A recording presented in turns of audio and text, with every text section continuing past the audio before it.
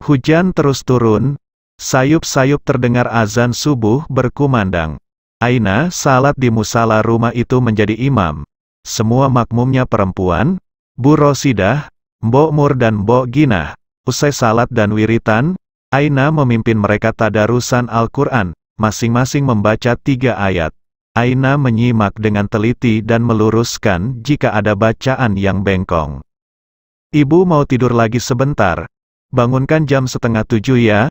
Nah, nanti kamu antar ibu ke Jakarta, gumam Bu Rosidah usai tadarusan. Iya, Bu. Nanti ketemuan dengan direktur travel dari Kuala Lumpur jam 10 di Sudirman. Dan jam 2 siang ibu ada jadwal ketemu agen travel dari Taiwan. Iya, paling lambat jam 7 sudah harus berangkat kita. Baik, Bu. Bu Rosidah bergegas meninggalkan musala dan masuk ke dalam kamarnya. Aina masih duduk di atas karpet. Mbok Mur dan Mbok Ginah berdiri melepas mukena mereka. Mbok Mur dan Mbok Ginah, iya, Mbak Aina, jawab 2 orang pembantu itu ramah. Tolong nanti bikin kolak pisang untuk 25 porsi, dan nasi kuning dikasih ayam goreng ya, 2 pilih 5 juga, terus diantar ke masjid untuk buka puasa. Saya dan Bu Rosidah mungkin pulang agak malam. Iya, Mbak, baik, jawab Mbok Ginah, uang belanja masih ada. Masih, Mbak. Masih cukup. Aina lalu beranjak menuju kamarnya. Ia mau membuka ponselnya, tapi masih dicek. Ia rebahan sambil zikir. Tiba-tiba kata-kata Bu Rosidah saat sahut terngiang begitu saja. Kadang ibu berpikir, tapi ini mungkin naif sekali. Kenapa kau datang ke sini terlambat? Kau datang setengah tahun setelah Anton menikah. Kalau kau datang sebelum itu, mungkin kau yang jadi istri Anton. Sudah beberapa kali Bu Rosidah menyindir dirinya untuk segera menikah. Tapi ia tidak menyangka sama sekali kalau Bu Rosidah punya pikiran seperti itu. Dan sedikit pun ia tidak tertarik pada Anton. Apalagi Anton masih punya istri.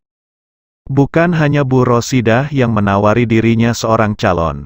Seingatnya sudah ada 4 orang yang menawarinya. Salah satunya adalah dari Ustazah Fatimah. Ustazah lulusan Universitas Yordania yang menjadi pengasuh tetap Majelis Taklim Ibu-Ibu Kompleks Perumahan sebelah. Tawaran Ustazah Fatimah sebenarnya cukup menarik. Dia tidak tampan juga tidak jelek, agak hitam kulitnya, tapi insya Allah putih hatinya. Guru tahfiz di Yayasan Nurul Quran Cibinong. Lulusan pesantren, hafal Al-Quran, dan pernah 3 bulan belajar di Mesir untuk ambil sanad di sana. Beasiswa dari yayasan, dia punya bisnis toko buku online, kecil-kecilan, hasilnya lumayan meskipun tidak sebesar bisnis yang kau jalankan, kata Ustazah Fatimah kepadanya penuh kesungguhan, tetapi ia tidak bisa mengiyakan. Rasa cintanya kepada Gus Afif tidak bisa dienyahkan, meskipun sudah lebih 4 tahun tidak bertemu, tetapi ia masih menyimpan harapan yang diangankan suatu ketika menjadi kenyataan. Terakhir melihat wajah Gus Afif adalah ketika putra kiainya itu sakit di rumah sakit. Sejak itu ia tidak berjumpa lagi. Apalagi ia memang lari dari Purwodadi dan belum pernah ke Jawa lagi. Aina merebahkan tubuhnya dan memandangi langit-langit kamarnya. Sungguh benar kata Imam Syafi'i, merantaulah, kau akan dapat ganti apa yang kau tinggalkan. Ketika ia lari, ia meninggalkan semuanya. Dan Allah menggantinya. Ia kehilangan Bunyai, guru sekaligus sosok yang telah ia anggap sebagai ibunya sendiri. Dan kini, ia bersama dengan Bu Rosidah sebagai gantinya. Seorang konglomerat rendah hati yang memperlakukan dirinya layaknya anaknya sendiri. Dalam hal agama, Bu Rosidah masih belajar.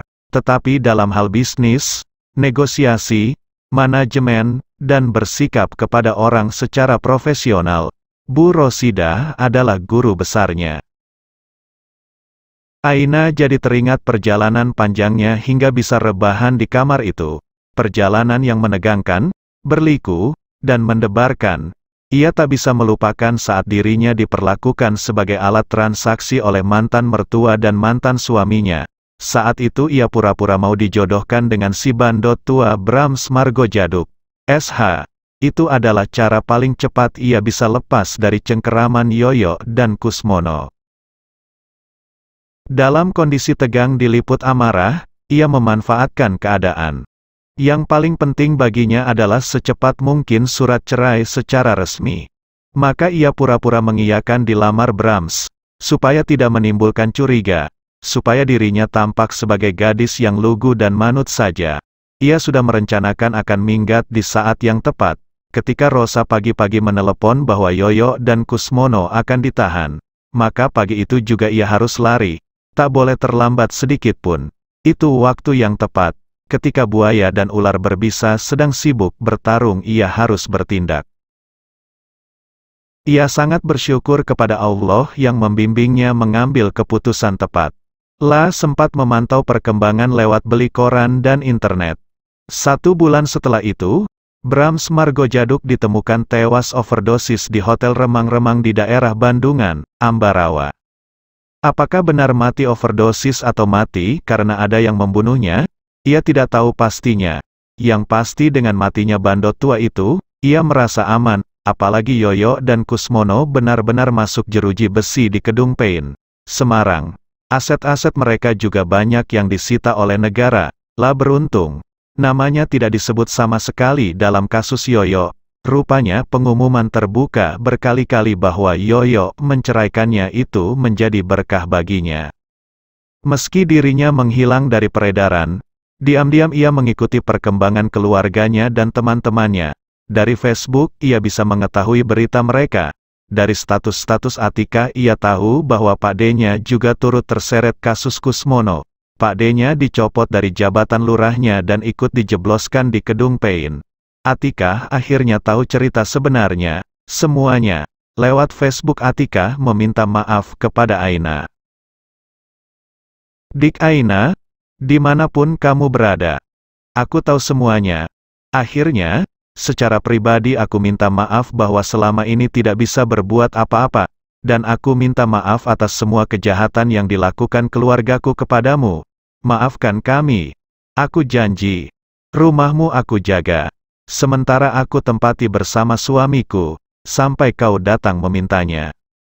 Atika sudah menikah dengan Kisno, cucu Wak Kasmirin yang dikenal sebagai tukang urut paling mujarab di desa Kaliwenang.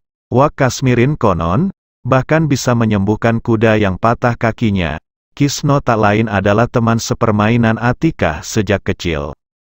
Aina merasa lega, sebab ia tahu Kisno lelaki yang baik dan bertanggung jawab.